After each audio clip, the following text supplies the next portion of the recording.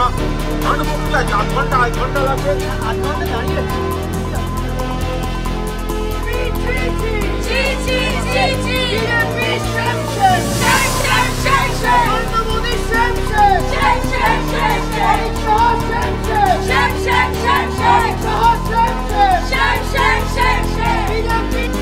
Police wait করতে বলেছে, wait করছে।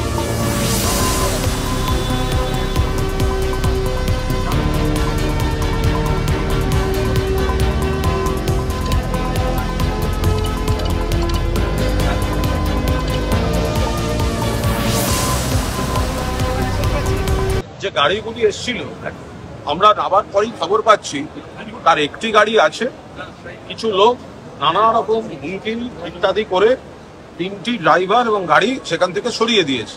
এবার একটি মাত্র গাড়ি আছে। এবার পুলিশ প্রশাসনের বক্তব্য হচ্ছে একবারে যেতে হবে, 2টো ট্রিপ করলে হবে না। এবার মানে যে বাধ্যতামূলক পরিস্থিতিটা তৈরি করা হচ্ছে সেটা হচ্ছে গাড়িগুলোকে তাড়িয়ে দেওয়া হলো, গাড়িগুলোকে ভয় দেখানো হলো, গাড়িগুলোকে হুমকি দেওয়া হলো, চারপাশের কাউকে গাড়ি বা অটো দিতে দেওয়া হচ্ছে না।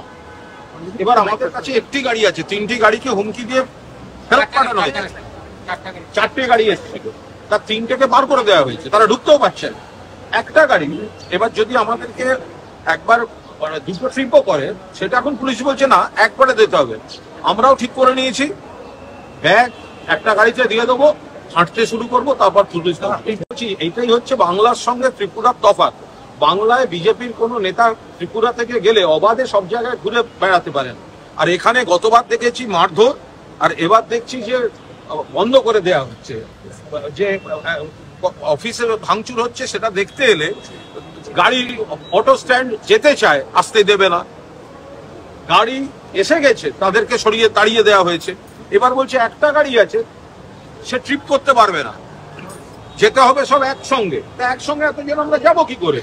আমরা হাঁটবো রাস্তায়। এবার বাকি পুলিশের দায়িত্ব, যদি এখানে বাকি কেউ মারধর করে সেটা তারপর দেখা যাবে, পুলিশ বুঝবে।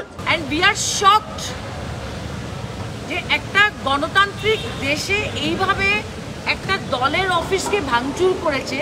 আমি মমতা বন্দ্যোপাধ্যায়কে আর অভিষেক বন্দ্যোপাধ্যায়কে ধন্যবাদ জানাচ্ছি যে আমাদের যারা ওয়ার্কাররা রয়েছে, যুব মহিলা স্টেট কমিটির, তাদের পাশে দাঁড়াবার জন্য আমাদের এই নির্দেশ দিয়েছেন। এবং আমরা বিজেপিকে বলতে চাই, আমরা সাংবাদিক বন্ধুদের প্রেস মিটের সময় দিয়েছিলাম অফিসে 12:30টার সময়। আমরা হেঁটে যাই, আর যেভাবেই যাই আমরা আমাদের অফিসে যাবই, দেখি আমাদেরকে আটকায়। এটা ত্রিপুরা স্টেট গভর্নমেন্ট এবং প্রশাসনের ফেলিয়ার যে আজকে 3জন সিটিং এমপি, একজন মিনিস্টার, একজন এক্স এমপি, একটা পার্টি ডেলিগেশনকে যারা নিজেদের অফিস ভাঙা হয়েছে বলে ভিজিট করতে এসছে, একটা 5-6 জনের ডেলিগেশন তাদের পার্টি অফিস ভাঙা হয়েছে বলে আপনাদের পশ্চিমবঙ্গে তো আপনারা 365 দিন ডেলিগেশন পাঠাচ্ছেন। আপনাদের ক্যাবিনেট মিনিস্টার থেকে শুরু করে ইউনিয়ন মিনিস্টার থেকে শুরু করে আপনাদের এমপি এমএলএ কেউ বাদ নেই, এবং গভর্নমেন্ট প্রতিনিয়ত তারা যাচ্ছে, গভর্নমেন্ট থেকে তাদেরকে প্রোটোকল দেওয়া হচ্ছে, প্রোটেকশন দেওয়া হচ্ছে। আপনাদের এত কিসের ভয়? খুবই দুঃখজনক ঘটনা, যেটা বিজেপির নেতারা এত গলা বাজিয়ে পশ্চিমবঙ্গের বুকে গিয়ে বলে পশ্চিমবঙ্গ নাকি সেফ নয়। কিন্তু আজকে আমরা দেখলাম ত্রিপুরায় এসে 1.5 ঘন্টা ধরে বসে আছি, এখান থেকে গাড়ি পাচ্ছি না।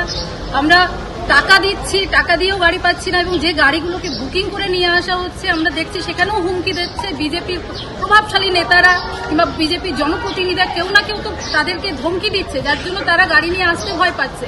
আমি বলতে চাইছি যে আপনারা একবার পশ্চিমবঙ্গে আসুন, মাননীয় মুখ্যমন্ত্রী মমতা বন্দ্যোপাধ্যায় সরকার কিভাবে চালাচ্ছেন দেখতে পাবেন। সমস্ত রকমের ঝান্ডা নিয়ে যারা গাড়ি বুকিং করতে যায়, নির্দ্বিধায় তারা গাড়ি বুকিং করে যে কোনো জায়গায়, তারা পশ্চিমবঙ্গে যে কোনো জায়গায় ঘোরাফেরা করতে পারে। কিন্তু যেখানে ডাবল ইঞ্জিনের সরকার, বিজেপির সরকার, সেখানে আমার মতো একজন জনপ্রতিনিধি, আমি পর্যন্ত একটা গাড়ি পাচ্ছি না। আমি নিজে টাকা দিয়ে একটা গাড়ি রিজার্ভ করতে পারছি না, অটো রিজার্ভ করতে পারছি না। মানে কেমন একটা সরকার চলছে। পশ্চিমবঙ্গের মানুষ খুব ভালো আছি, শান্তিতে আছি। যারা বিজেপির নেতারা পশ্চিমবঙ্গে গলাবাজি করেন, ত্রিপুরায় এসে আপনারা গলাবাজি করুন, তারপরে আমরা আপনাদের জবাব দেব। ফলো করুন সংবাদ প্রতিদিন ডিজিটাল।